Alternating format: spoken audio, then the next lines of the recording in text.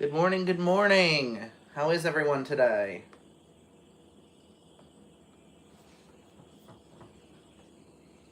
Everybody doing good?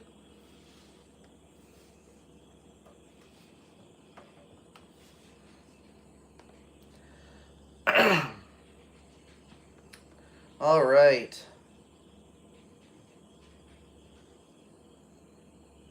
What did everybody have for breakfast slash lunch today?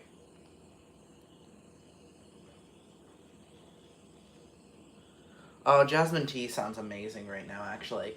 Oh, I forgot to get my water. Give me a second. I gotta get my glass of water. Oh, I almost knocked over my whole setup. Enjoy Pearl staring outside.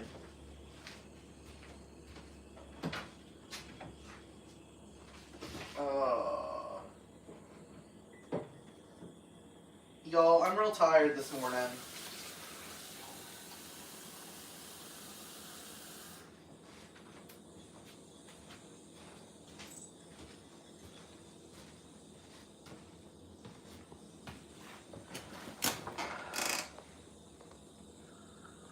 Mmm.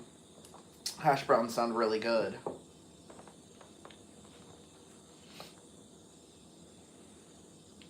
Subway turkey bacon cheese. Nice. Okay, so stream is late today, if you haven't noticed. And that is because I was at City Council. No, I was actually at City Council proper until about 11:30. But then like my sugar was low and I had to like run by Sheets and get a candy bar and some nachos so that I wouldn't pass out and die. Um, but so I was out. I didn't get home until after midnight. But and then I was wired for like a couple hours afterwards. And I didn't get to bed until 2, 3 in the morning. Yes, diabetic gang. So last night was a shit show. So the last city council meeting, it wasn't a city council meeting, it was the budget meeting, which happened on Thursday. Now I didn't make it to that one. So because I go to like the city council meetings proper, this was a budget meeting, and I was like, okay, I'm sitting this one out. Thursday's my day off, and I need some time to myself. So I didn't go to that one, but it was packed. It was absolutely packed, and things got a little bit wild. And so what they did this time is our councilwoman, Allie Lehman, who is amazing. She tried to move it. There's an auditorium up in the top of City Hall. It's like it's a theater. It's called the Foundry Theater. You can go there and see plays and all sorts of stuff. And she was like, let's move the whole city council meeting, all of the council members, everything, up to the auditorium. Well, the city council would not agree to that. So, what they decided to do was, they had several people, like I think the capacity for the room, the city council chambers is 40. But because we were in the hundreds, they had the overflow go up to the auditorium, up to the theater. And this worked at first. This wasn't a big deal at first. We were like, okay, we will watch the stream, because they had on the theater screen, they had the live stream of the city council meeting. We were like, okay, we can work with this. This is fine. Well, it got to the point where, like, the people they had in the room they'd kind of stacked it so that nobody was really giving much pushback to the city council. And it became pretty obvious that that was what was happening about 15, 20 minutes into the meeting. Like people would come down, they would speak. It was kind of just silent in the room. And that was not how we kind of wanted things to go. We wanted there to be, pushback. Um, and so there were a couple people who like tried to storm out and get a bunch of people to go with them to storm out and like bang on the city council chambers until they got in. I was gonna go with them, but it became a situation where they were acting a little unhinged, and I was like, okay, is this like sometimes you gotta like be like, okay, is this a situation worth getting arrested for, or is it better for me to simply wait this out, um, and actually get to speak to city council and not get removed from from the city hall? And so I decided it was better to wait it out. Nobody actually got arrested. They just got kind of escorted back into the room, and the police basically said, you guys got to simmer down. People can't leave until y'all simmer down. It was like 5 minutes. People did simmer down. So yeah, it was weird on that front. Because it was like there was definitely more of a police presence this time than there was last time. And so, like, we were sitting there, we were watching the stream, and it just became so obvious that there were certain council members that were going to vote certain ways. Oh, by the way, the mayor showed up, Puppy Killer Pat, or Scaredy Pat, as he's now known as well. He was there the whole time this time because, he didn't have anything to be afraid of because we were all upstairs. So he gave his speech at the beginning, and it became very obvious to everyone that he had kind of singled out this one council member. Now, this is our only black council member, and she is kind of hit or miss on policy, right? She's kind of hit or miss. And it became increasingly obvious to me and to some other people that there's a community center in her district called the A.D. Lewis Center. And it's very, very important to the community. And it became really, really obvious that the mayor was kind of holding A.D. Lewis funds over her head to get her to vote. Like, oh, if you want the A.D. Lewis Center to stay funded, you'll vote for this budget. And he like singled her out. It was really, really obvious, that he was like, oh, these people, like he was trying to like turn her against the people who were there. And he was like, oh, these people, they want the animal shelter and the homeless shelter funded, but they've turned their backs on A.D. Lewis. They don't care about A.D. Lewis. And if we want to make sure things like A.D. Lewis Center gets funded, then you need to vote on my budget. And like one of the other council members brought up, they were like, okay, what you want, because what they want to happen, from what I can tell, okay? I'm not like a numbers guy, and I will openly admit this. What they wanted was to take $200,000. I believe that was the number. $200,000 that would go to things like the animal shelter, to things like the homeless shelter. I believe the information center in the library was also included in this. I'm not entirely sure. But anyway, it goes to programs that are in our community that ensure the city functions, right?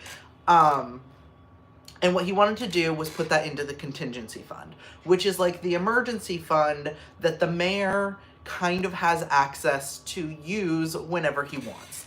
It's no longer as held on to by the purse strings by city council as usual.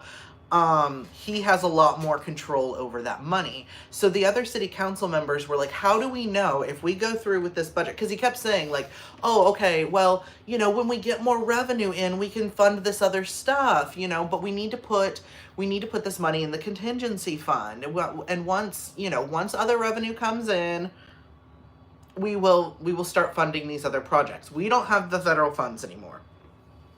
And some of the other council members were like, okay, we don't know for sure that you're going to do that, though. Like, we have no guarantee, and you've already been really untrustworthy. We have no guarantee that if we put this money in the contingency fund, it will go to anything worthwhile at all. We don't know that will happen. And one of the programs he has wanted is to put some extra money into beds for the jail, because I think he probably plans on imprisoning more people. And so they were like, okay, if it's that important to have all this money in the contingency fund, like you say, then we need to cut the jail bed program. We need to pull that money from there. He was not allowed. He would not allow that. And I kept trying, they kept trying to put into perspective for the other council members, like, once we put this money into contingency, he has the money. Like, there's no guarantee he will follow through on any promises he has made. We're just handing him this money, and he's saying, trust me, bro, I know what I'm doing. I'll make sure it goes to the right place. And that's a really bad move. It's a really bad move. You are just handing this man an amount of power that he does not need. And so the city council members, like, there were a few who were like, this is a terrible idea. But I think the rest of them, there's a few who are just stooges. There's Stacey Joe, and Stacey Joe is an insurrectionist. Stacey Joe's gonna do whatever the mayor wants. She's our Marjorie Taylor Greene, essentially. And I can't stand her.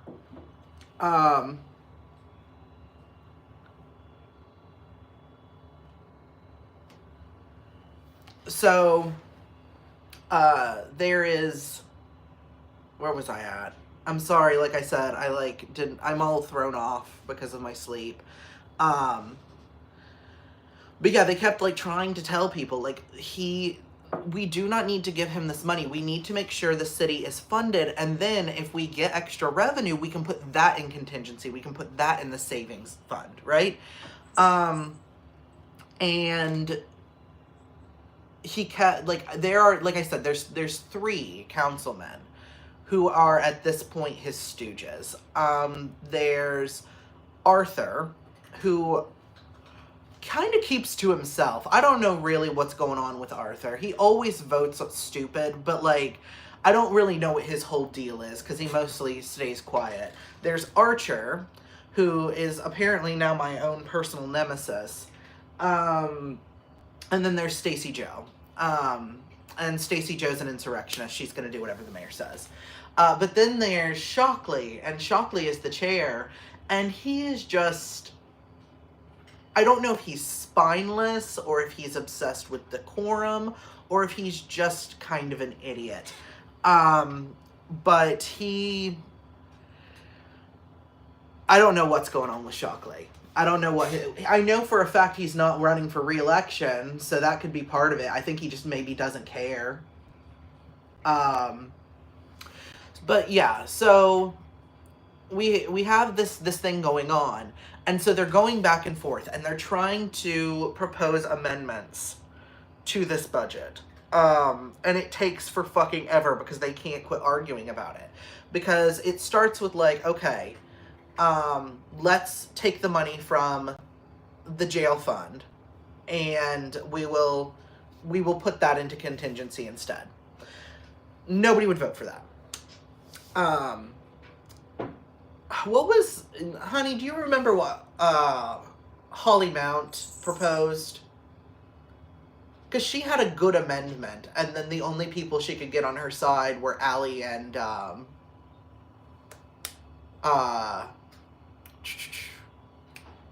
Allie and Sarah.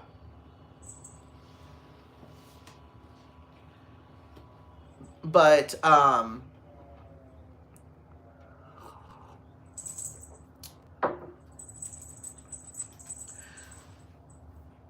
yeah, so they're going back and forth on these amendments, and the amount of money that they want to take out to give to the animal shelter and the homeless shelter just keeps getting smaller and smaller and smaller and smaller. So it kept going back and forth and back and forth. People are tired. People are angry. As the night goes on, people get more tired and more angry. And for some reason, our city council members, I don't know if it's just that they are incredibly thin-skinned or what the problem is, but like they sit there in the council chambers and just complain that people are mean to them. And I'm like, you are an elected official, okay? You are an elected official. You need to get a thicker skin. And because there were even some members, like city council members, like Johnson straight up said, she's like, if you're mean to me, it makes me not want to vote with you. And I'm like, you are an elected official. It is your job to listen to the anger of the people and figure out how to fix things. Okay? Like, that is your job. That is what you were hired to do. And if you can't do that, you need to get out of politics. There were like 5 or 6 attempted amendments. Yeah, it was really bad. And they kept going back and forth and back and forth. And every time they would propose an amendment, then they opened it to the public to speak on the amendment. Well, we had all signed up to speak, right? And what people started realizing is like, okay, they are not going to let us go up and speak until after they've gone through all of these fucking amendments. They're not going to start reading through the list of people who have signed up to speak. What we're going to have to do is we're going to just have to tell them we're speaking on the amendment and go up and speak there. So eventually everybody kind of caught on to the fact that that was how things were going to go, that there was no longer any list where we were being called down, and we were just going to have to go down there and say we were speaking on amendments. So that's what we ended up doing. That went back and forth and lasted for a really long time, even after I left. Because like I said, I left at a little after 11, and it was still going. I think that council meeting probably went till about 1 a.m. So there was almost a fist fight between this like girl. There was 2 women, and they were both getting kind of loud. And then there was this like big, like thumb looking guy, who like started getting in the face of one of the women, and they almost got into it. They almost got into like a physical altercation. They both got, well, the woman got hauled out first, and then everybody was pissed because it seemed like the man was the one who started the fucking fight, and they didn't haul him out. I think because they knew he was going to get more aggressive and the cops were cowards. But eventually everybody else was so pissed that he didn't get hauled out too, that they did end up hauling him out, and he fought him a little bit. He struggled a bit. But yeah, it was a mess. It was a mess from beginning to end. I think what we ended up with is the budget as proposed, with 50 grand going to the homeless shelter and 50 grand going to the animal shelter. I think that's the end budget, if I remember correctly. So it wasn't a complete loss. It also wasn't a win by any means. It was a compromise where we kind of got screwed in the end, but it's something is better than nothing.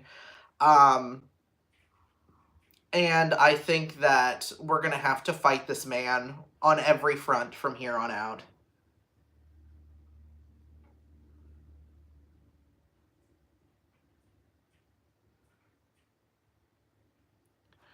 Yeah, it was a long night. It was a really long night.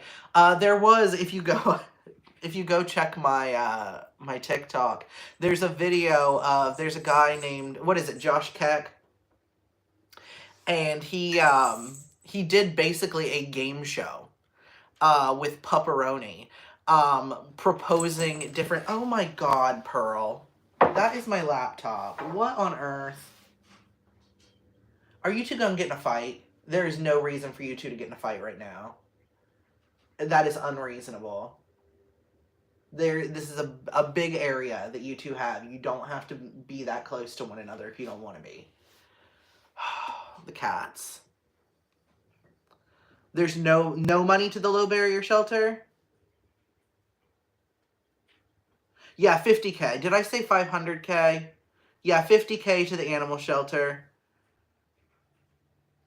No money to the low barrier. Was it no money to the low barrier? I thought it was 50K to the low barrier too. I don't know. It was so late. I'm going to have to check again this morning. But either way, it was kind of a mess. It was bad. Did not have a good time with that one. Josh Keck was, that was very creative though. I've found that his approach to things can be very beneficial. Because we talk about having to scare these people to death, right? And that is a good tactic for people who have no conscience, right? It's a good tactic for people who have no conscience. People like Rob Archer, right? People like the mayor. They don't care. What you have to do is strike the fear of God into them. Okay? That is simply the long and short of it. But with other council members who are just sort of like, I don't know, pansies. They're just like thin-skinned or confused or wishy-washy. That's not as good of a tactic for them because they will freeze up. And I found that Josh Keck kind of comes in, he has his like little elaborate show that he puts on, and he can kind of soften things for those particular council members, who may, kind of run in the opposite direction if they get yelled at. Which is a good tactic to have. Like I said, diversity of tactics. Diversity of tactics, guys.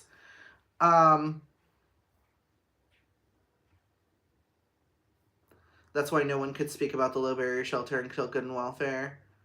Josh Keck also writes for West Virginia Watch. Nice. Josh Keck is awesome.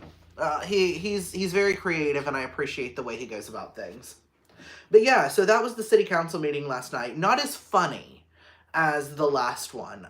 This one was more tense and exhausting and kind of like, it was a slog. It was one of those things that we just kind of had to get through, one of those things where we just kind of had to push through it all.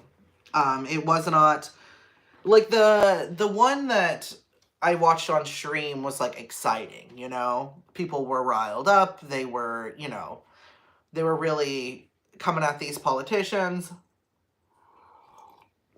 This one was boring as fuck and just a slog to get through. And that's the thing, you're gonna have those times where it's just like, oh my God, I would literally rather be anywhere but here. And that's kind of the point. I think that was kind of the point last night. I think they wanted to wear us down. I think the goal was to wear us down, to make us feel like we just wanted to go home. And people did. People did just go home because it was a slog. And sometimes they're going to do that to you. They're going to try to bore you out. And it can be very successful. People don't like to be inconvenienced. So the second a protest becomes inconvenient, they want to head home. And you just kind of gotta stick it out, and make sure that you at least get your opportunity to speak. So, all right. But that was pretty much the whole story.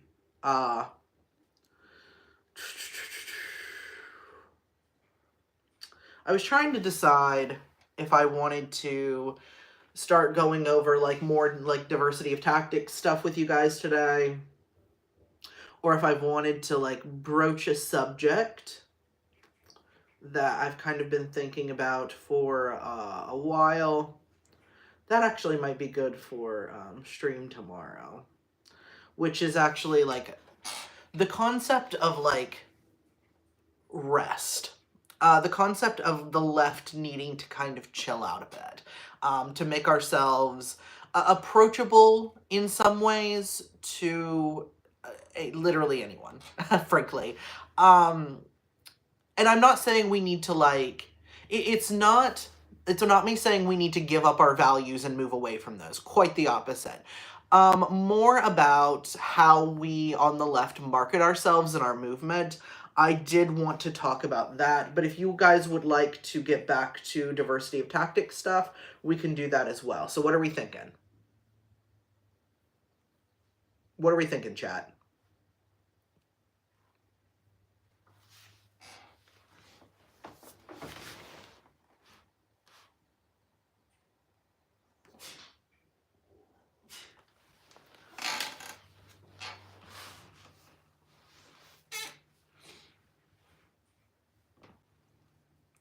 All right.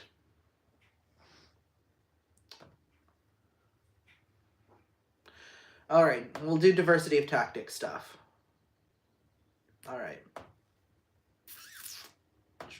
Let me pull it up real quick.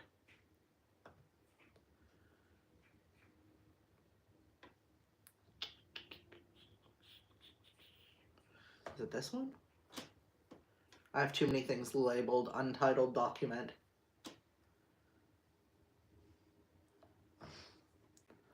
All right, where did we leave off? Y'all remember? Y'all remember where we left off?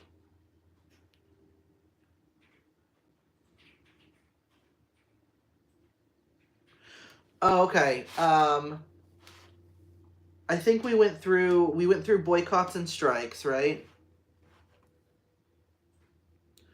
I think we went through gardening and foraging. We may be on hunting, fishing, and animal husbandry. If you can get people who are in your area to do those things, one animal can feed a lot of people. One animal can feed a lot of people for a while, too. What you'll need is like somebody with a hunting license, somebody with a fishing license. If you know anybody who's a farmer, who like cares for animals, that can be very good as well. And you can gain these skills. These are not unreasonable skills to have. One deer can feed a family for a while, or it can feed multiple families for a little while. Especially if you freeze the meat, especially if you dry the meat, that can be really helpful, and it can cut down on costs on meat for people. You can also mix venison, because venison is a very lean, gamey meat. You can mix it with a little bit of ground beef in something like a meatloaf or a like a chili or a like sloppy joes, and you really honestly can't tell the difference.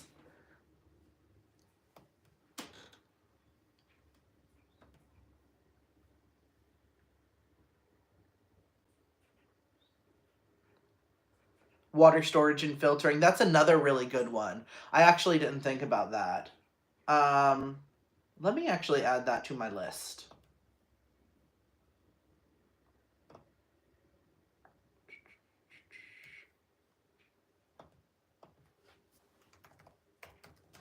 I don't know much about that,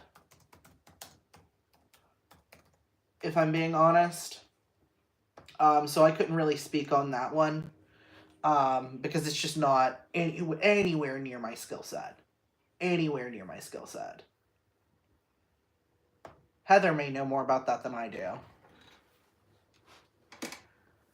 Check out your local FFA fundraiser. Sometimes they raffle half a cow. Yep, that's another one. I'm terrified of prion disease in deer. Chances are you aren't going to end up with that. It's fairly, like, I feel like you can tell a lot of the time with prion disease because they end up real weird looking. Like, I grew up on venison. My uncle got a bull for his birthday one year. He raised it for meat, and it fed a number of households for a long time. Yes. Venison tacos are really good. Yep.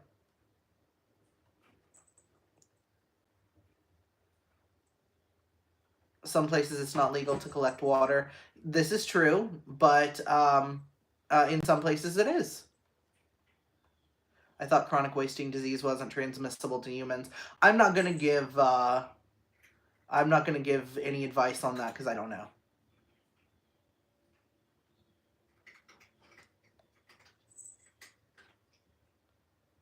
Half a cow is so much meat. Yeah, seriously. Yes, canning and dehydrating is actually what I'm going to get to next. So let's go ahead and move on to that. If you have that skill set, let's see. All right. Cooking, canning, and butchering is the next one, actually, that I have. So if you know how to butcher meat, if you know how to gut a fish, these are all very good skills to have. Highly recommend it. Just cooking. If you are someone who can cook, especially if you know how to cook for large groups of people. This is another one where, like, I'm telling you, the little old church ladies, even if you decide you don't want to stick with that group of people, learn from the little old church ladies. Learn what they have done, because they are making food for funerals. They are making food for birthdays. They are making, and they will make food for strikes. Little old church ladies, if you come to them and you're like, a lot of them at least, and you're like, there is a worker strike happening, will you help keep these people fed? They absolutely fucking will. A lot of them will, especially if you live in like a heavy union area. Chickens are getting very popular. Yeah, well, with the egg prices, I'm sure they are. I grew up with a dad that hunted moose once every 4 years. Those things fill 4 families' freezers. Yep.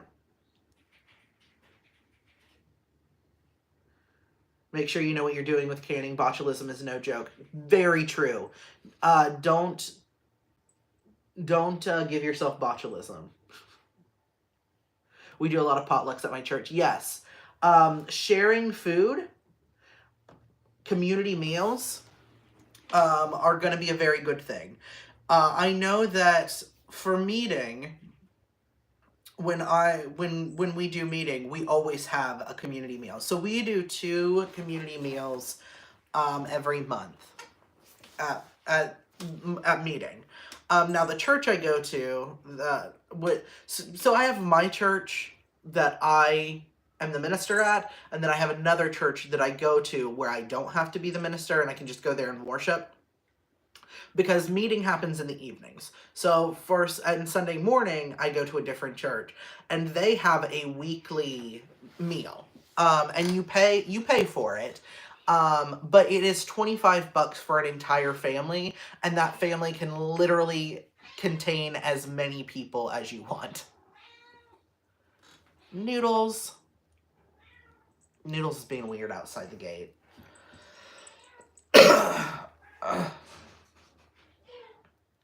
Heather's come down to retrieve Noodles.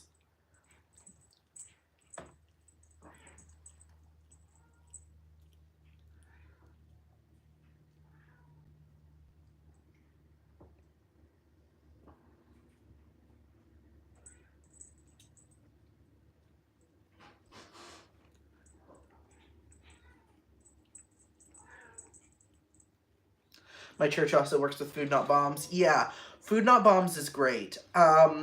And let me tell you, if you can cook, please, and there's a Food Not Bombs in your area, please go join them.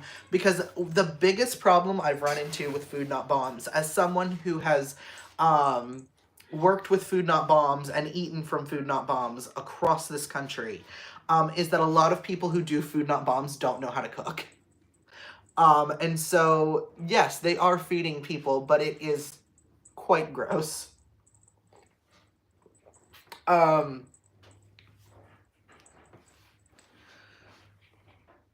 My wife says 2 community meals a month, 2 meetings with assorted snacks, movie night with snacks, and sack lunch outreach with food provided for volunteers as well. Yeah, we try to feed our people.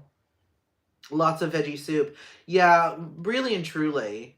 The other thing I wanted to bring up too is like, I do want you guys to keep in mind that mutual aid is mutual, right? Mutual aid is mutual, which means you need to figure out something to put into the pot. All right? There is a problem amongst lefties, especially when it comes to kind of like the like learned helplessness and stuff like that. I don't want to be that guy who's like, oh, they're just looking for a handout. But I think a lot of leftists who get involved in mutual aid, they don't understand that they too need to put into the pot, that they have to be a part of this. They want what the pot provides, but they don't really, and I don't think it's a matter of like wanting to leech, right? I think with some people it is. I've definitely ran across people who I'm like, my goodness, you have no intention of putting anything into the pot. You just want everybody to take care of you, right? And I don't think, I think you're going to come across that, and you should still take care of people no matter what. And it really is kind of a mindset and mentality thing. But I think there's also people who, would not be opposed to putting things into the pot. They just don't know what to do, and they're too afraid to ask. So, like, I think that, if you want to get involved in mutual aid, ask the organizers what you can do to help. Okay? Find a way to put into the pot, and don't be afraid to ask. All right, I think that's really what it comes down to a lot of the time. It's not like laziness or a lack of desire to contribute. I think it's just that a lot of people are too afraid to ask the organizers how they can get involved, how they can help. And I think that is something that people really need to get better about doing. Mutual aid always reminds me of the stone soup story. Yeah, exactly. You got to put a little something into the pot. You can't just keep eating out of it and not put anything in. And that doesn't mean it has to be money. It doesn't mean that it has to be like food. You personally don't have to be the one providing those things, but you have to provide something. So if everybody else is bringing the ingredients, right, then you need to learn how to turn the pot on to simmer, okay? You need to learn how to chop vegetables. You need to learn how to contribute to that process in some way.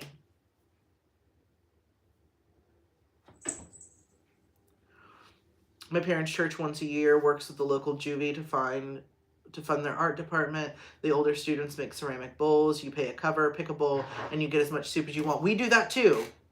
We have some. It's not the juvie here. What does it fund? That soup bowl thing here, honey?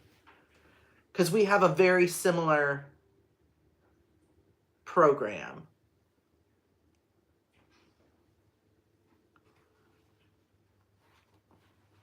I love the people that help wash dishes and clean up. Yes, that too. Seriously.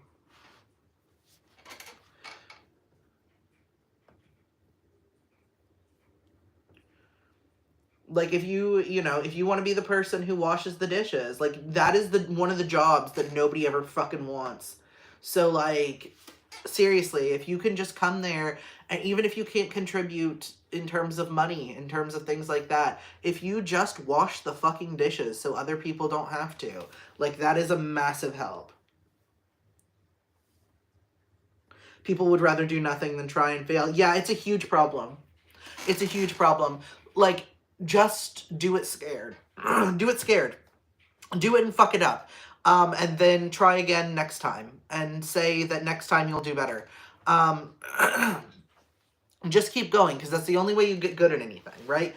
I think that there is kind of a mentality amongst a lot of people that if you do something poorly once, then it's not worth trying again. That you have to be kind of perfect out of the womb. And this is something I kind of want to get into tomorrow when we're talking about, like, lefties being more chill.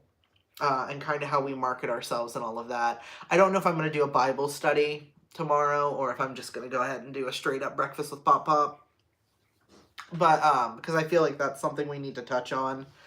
But,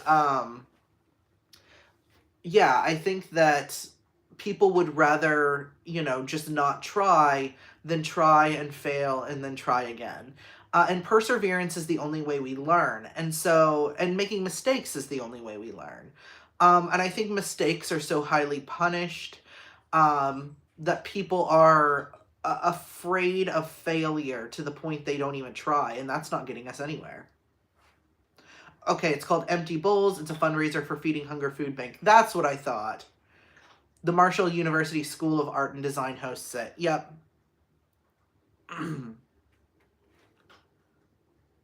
I think there's also a fear of, if it doesn't work the first time, certain people will declare it doesn't work at all and it'll never happen.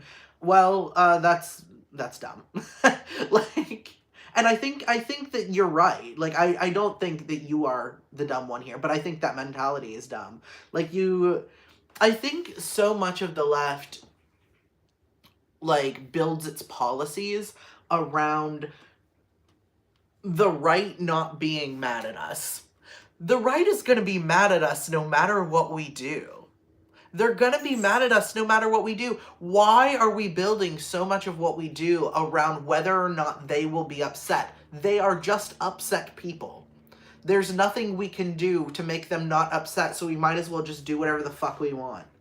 Or do what works. And in fact, I think they use being upset as a tactic to keep us from engaging in certain things. I think they use it as a tactic to shut down discourses, to shut down movements, because we are so afraid of pissing them off and them getting, like, all bent out of shape and dangerous that they kind of just keep us in line and we start policing each other. And I think it's really counterproductive.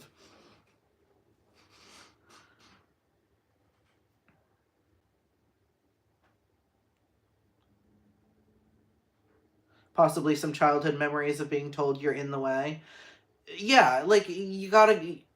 Okay, so I know we said we were gonna do diversity of tactics today. It feels like this conversation is kind of going in the direction of the other stuff I wanted to talk about. I think a lot of people on the left, we tend to think about things as being, like, systemic, right? We have all these systemic problems, and that is a good thing, that we think about things that way. It is a good thing to think about these broader systems within society that need to be changed in some way, right? That is not a wrong way of thinking by any means, but I have realized that the left and the right kind of sit on opposite sides of things, right? With the left, it's like everything is systemic. With the right, it's everything is the fault of the individual, right? And I feel like the left, in many ways, will blame the individual when they do things that are wrong, right? Or that are perceived as wrong, but they will not take personal responsibility. It feels like in many ways, a lot of people on the left And this is obviously a problem across the board because people on the right certainly don't want to do this either. But a lot of people on the left don't have any intention of healing themselves. They don't seem to have any intention of healing themselves. What they want to do is make excuses to keep engaging in antisocial behaviors. And the right obviously does that too. But I don't have much hope they'll change. They don't have any incentive to. You would think that the left would have more of an incentive to do that. And so I think something that the left is going to have to work on before, like, I know we all want, everything feels very desperate and we're all like scrambling to try to get things done right now. But I do think that to a certain level, the left must heal themselves. Because a lot of this, like, trauma, a lot of these triggers, a lot of this, like, unhealed evangelicalism, this stuff that hasn't been deconstructed, it's getting in the way. It's getting in the way, and we are unable to communicate effectively because of it. And I think that there's going to have to be some serious healing for a lot of people to get themselves to the point where they can engage in effective communication. Because just like Robert here brought up, childhood memories of being told you're in the way. Well, okay, you have childhood trauma about getting in the way. Okay, that is a thing that happened, right? Completely valid to feel those emotions, right? But you have to work through that so that you can ask where you can help. If you can't ask where you can help because this is holding you back, then you have to work on it. If it's a systemic issue, they don't have any responsibility in terms of fixing it because it's so much beyond them, which is a shit mentality. Exactly. Exactly.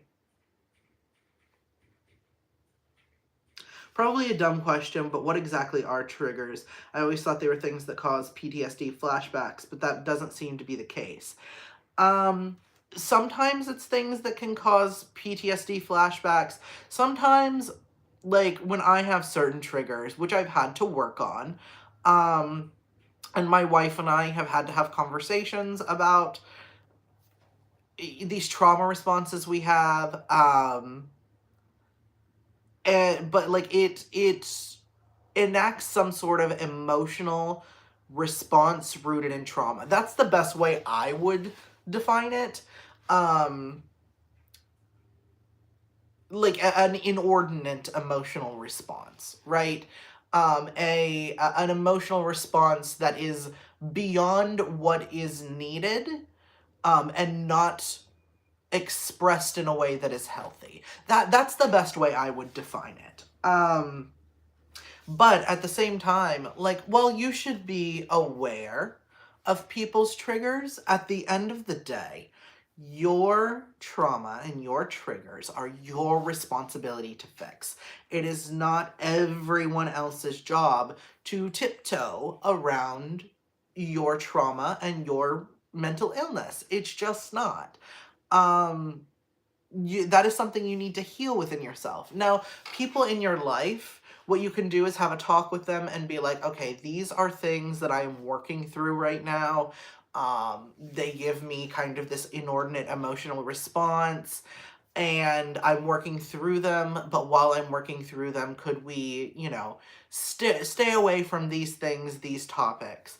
And most of the time, people in your life will be happy to kind of work with that. But at the end of the day, it is yours to fix. Yes, it's not your fault, but it is your responsibility. Yep.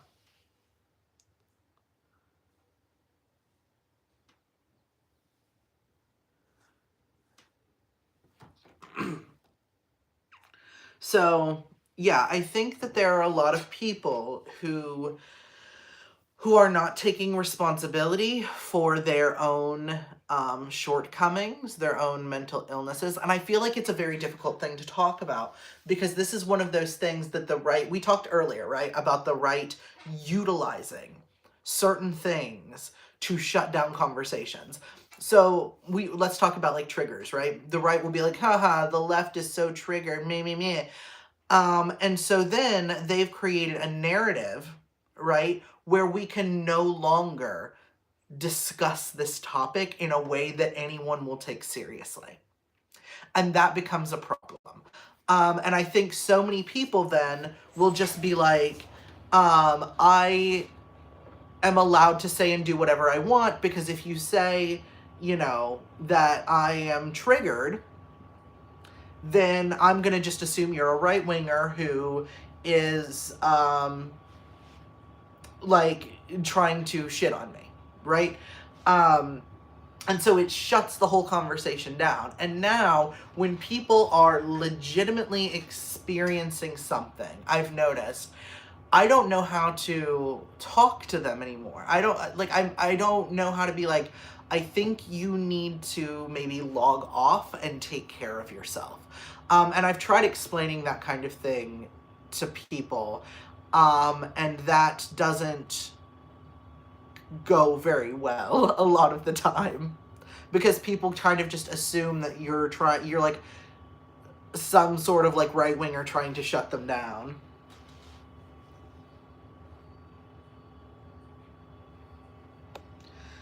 This might be off topic, but what is trauma? I've been seen it used to describe all sorts of things from full-blown SA to unpleasant experiences.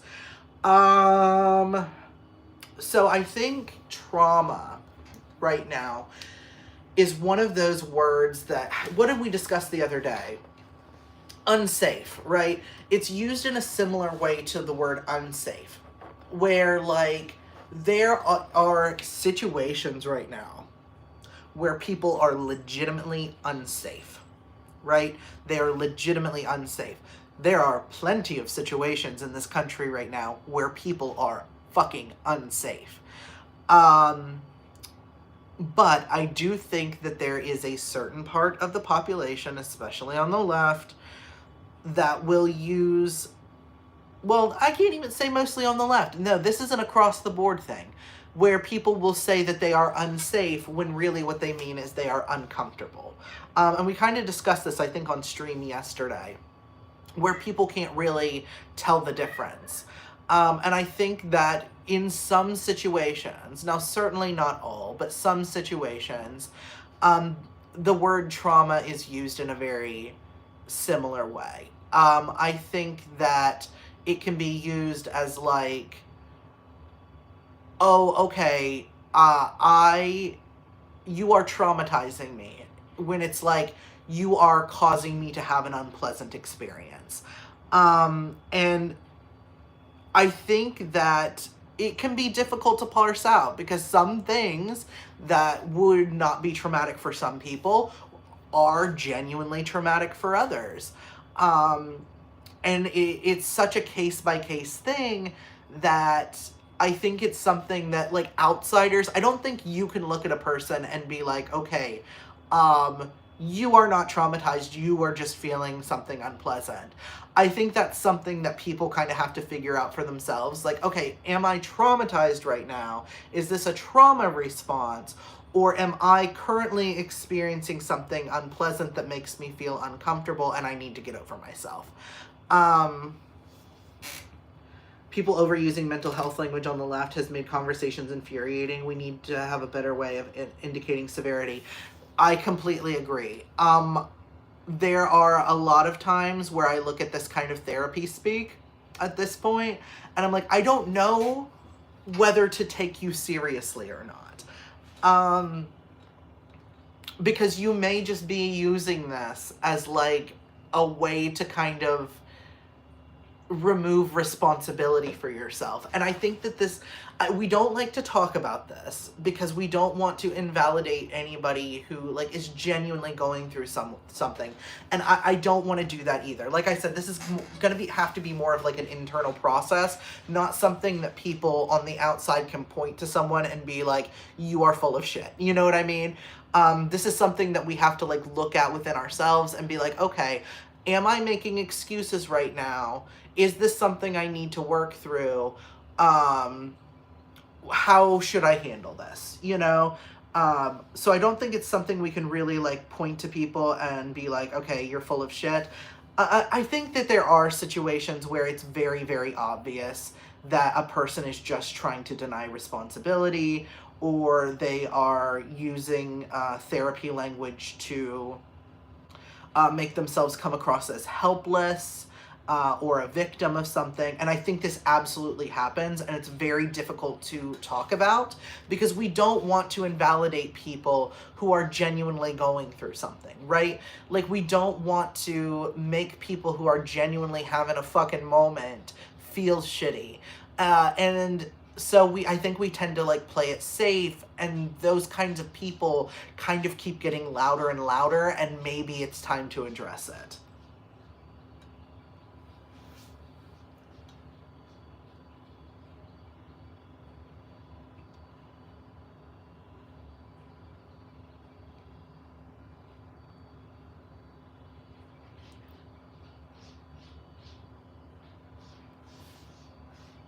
In my opinion, it starts with reestablishing community values. It's so hard to fix these issues piecemeal. Yeah, I think there's some community values I think we really, like you said, really need to reestablish.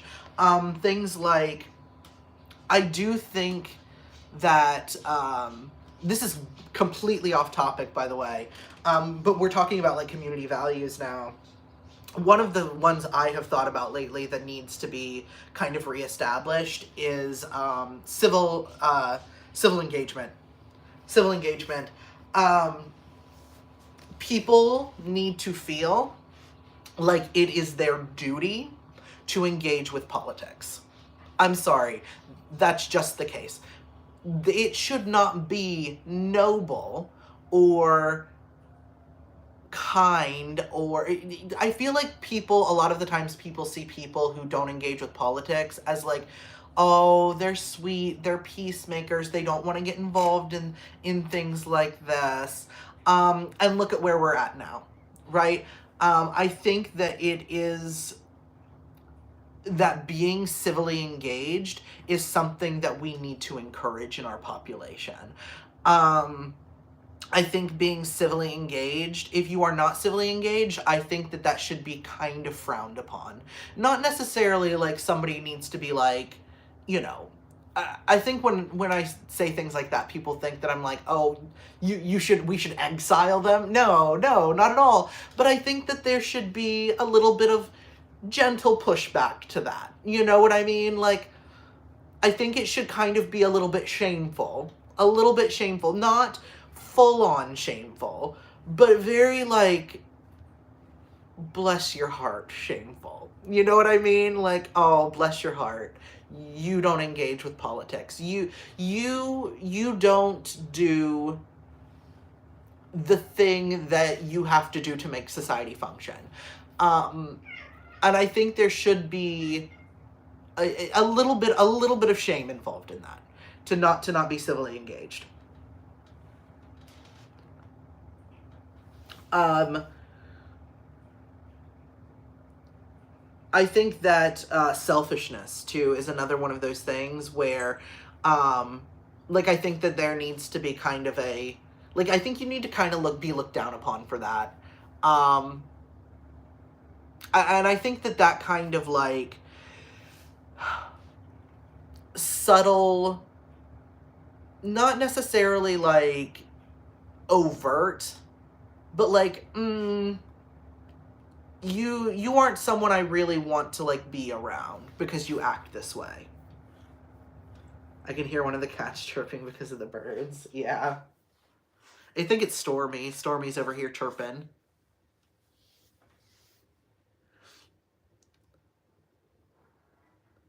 But yeah, I think community values are something we do need to reestablish. We kind of need to like Boy Scout code this shit, you know?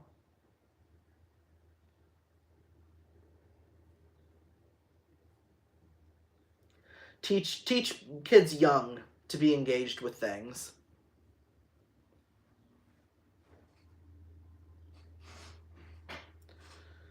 All right. Well, it is almost ending the stream time. By the way, guys, I don't get paid again until the 5th.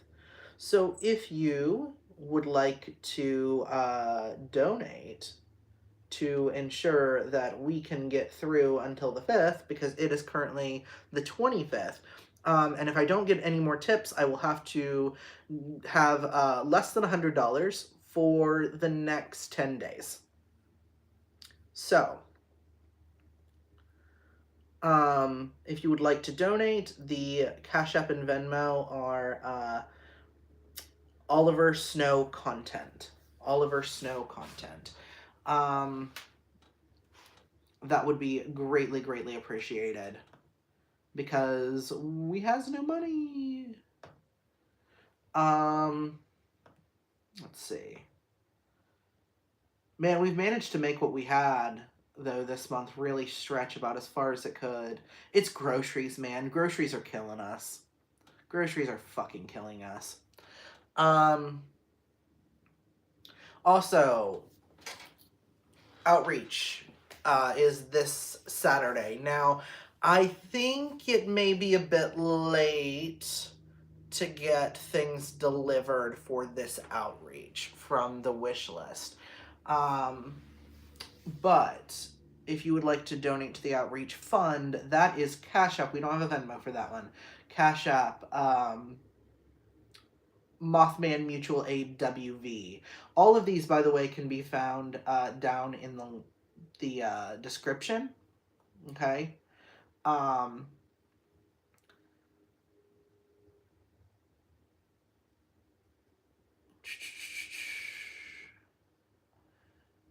And if you would like to become a member of my Patreon, you will have access to all patrons, all paid patrons, have access to the interfaith discussion group and the Discord. And I would like to get that Patreon to the point where I don't have to ask for tips anymore.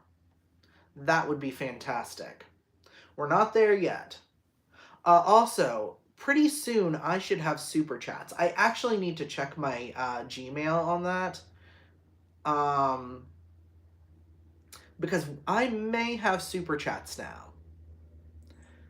So you guys would be able to donate through super chats. But I think I need to set those up. I applied yesterday. But I think they need to like check all my stuff and like tell me whether or not I get super chats. I'm not very far away from getting ad revenue too, which will also help. Like in some circles, I don't do politics. It's considered morally superior. It's infuriating. Yeah, that's true. And I think that needs to be changed. I think it should be embarrassing to admit that you don't engage with politics at all.